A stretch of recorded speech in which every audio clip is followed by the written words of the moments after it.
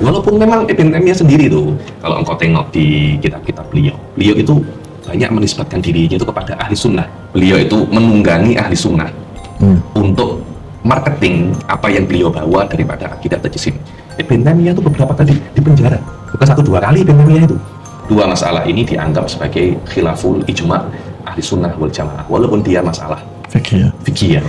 Jadi berkait dengan pentakfiran tadi, akan timbul satu lagi nama lah, tokoh yang terakhir daripada 4 abna' tu, iaitu Ibn Taimiyah kan, di mana kita biasa juga dengar daripada mungkin beberapa pihak bahawa Ibn Taimiyah kafir ataupun sebagainya. Jadi mungkin Habib boleh cerita sikit lah bahagian terakhir ni. Adapun Syekh Ibn Taimiyah, beliau itu adalah tokoh yang hidup kira-kira abad ke-7 Hijriah dan abad ke-8 Hijriah. Beliau meninggal kalau tak silap 728, 661 728, seingat saya ya. Beliau ini juga sama. Beliau mempunyai akidah-akidah yang tak sesuai dengan ahli sunnah wal jamaah di banyak aspeknya, kita tidak menafikan keilmuan Syekh Ibn Taimiyah, akan tetapi beliau banyak pendapat-pendapatnya beliau di dalam akidah, di dalam fikih itu tidak sesuai pendapat ahli sunnah wal jamaah. Ada semacam khilaful ijma', khilaf mu'tamad di dalam ahli sunnah wal jamaah. Sekiranya pendapat beliau itu mengeluarkan beliau daripada ahli sunnah wal jamaah. Kita kena menjadikan ahli sunnah itu tolak ukur, standar. Kita kena menjaga standar ini. Ahli sunnah sebagai tolak ukur. Kita tidak boleh menjaga orang. Kita tidak boleh menjaga juz'i ini, tidak boleh kita kaji. Kita tengok kalau ini memang tidak sesuai, kita kena keluarkan lah. Walaupun memang Ibn Taimiyah sendiri tuh, kalau engkau tengok di kitab-kitab beliau itu banyak menisbatkan dirinya itu kepada ahli sunnah, ahlul hadis. Sampai saya itu sampai kat Indonesia itu dai-dai yang menisbatkan dirinya kepada Ibn Taimiyah itu mengatakan mereka itu dai-dai as-sunnah. Dai-dai sunnah. Saya rasa itu sebagai sindiran lah. Kita ini dai-dai bid'ah ya. Mereka ini dai-dai sunnah, kita ini dai-dai apa namanya? Bid'ah. Dan saya rasa itu kalau bahasa Malaysianya itu menunggangi. Beliau itu menunggangi ahli sunnah untuk marketing apa yang beliau bawa daripada akidah tajsim. Karena beliau tahu ketika beliau ini independen, saya ini bukan ahli sunnah. Pada saat itu ulama-ulama kibar ahli sunnah ya nih pasti akan mengcounter Ibn Taimiyah ya nih, yang pada saat itu akan tolak wawal lah. Iya, habis sudah. Karena pada saat itu hidup ulama-ulama besar ya nih pada abad ke-7 Hijriah, ke-8 Hijriah. Kita kenal siapa itu namanya? Sofyuddin Al-Hindi. Kita kenal siapa itu namanya? Banyaklah ulama-ulama yang hidup pada Ibnu Rif'ah pada saat itu masih hidup. Kalau tidak salah juga ada Badruddin Ibn Jama'ah. Ya, ini ulama-ulama besar yang hidup pada masa Ibn Taimiyah ya. Tapi itu Ibn Taimiyah tidak berani terlampau vokal di dalam menampakkan dirinya sebagai bukan ahli sunnah. Semacam itu saja. Ibn Taimiyah itu beberapa kali di penjara, bukan 1-2 kali Ibn Taimiyah itu. Beliau pernah di penjara di dalam masalah aqaidiyah, pun beliau juga pernah di penjara karena masalah furu'iyah ya.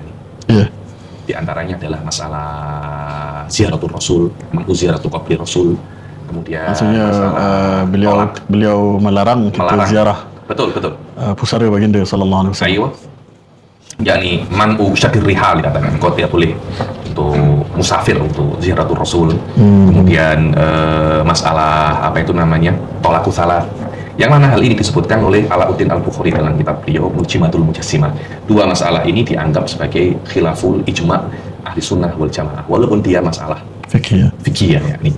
Yang masalah furu', yang masalah aqaidiyahnya banyak gila. Syekh Said Foda menjelaskan akidah-akidah yang tidak sesuai dengan ahli sunnah oleh Ibn Taimiyah itu di dalam kitab beliau Al-Kashifus Shaghir. Kitab Kashifus Shaghir ini dikatakan shaghir karena hanya masalah nadhariyatul ma'rifah dan sifat uluhiyah saja daripada keyakinan Ibn Taimiyah yang tidak sesuai dengan ahli sunnah.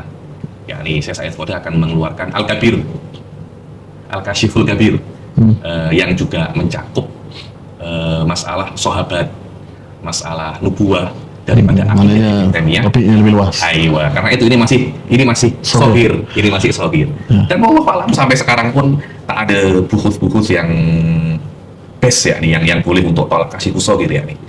Saya pernah tengok beberapa kitab yang menurut Kashifus Shaghir, di antaranya Fathul Aliyil Kabir, Lirabbi ala Sohibi Kashifus Shaghir.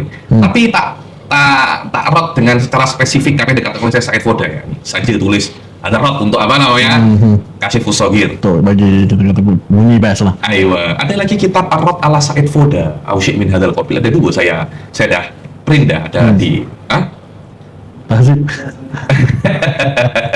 ada Rad ala Said Foda, Ausyik min Hadal Qabil tentang apa namanya?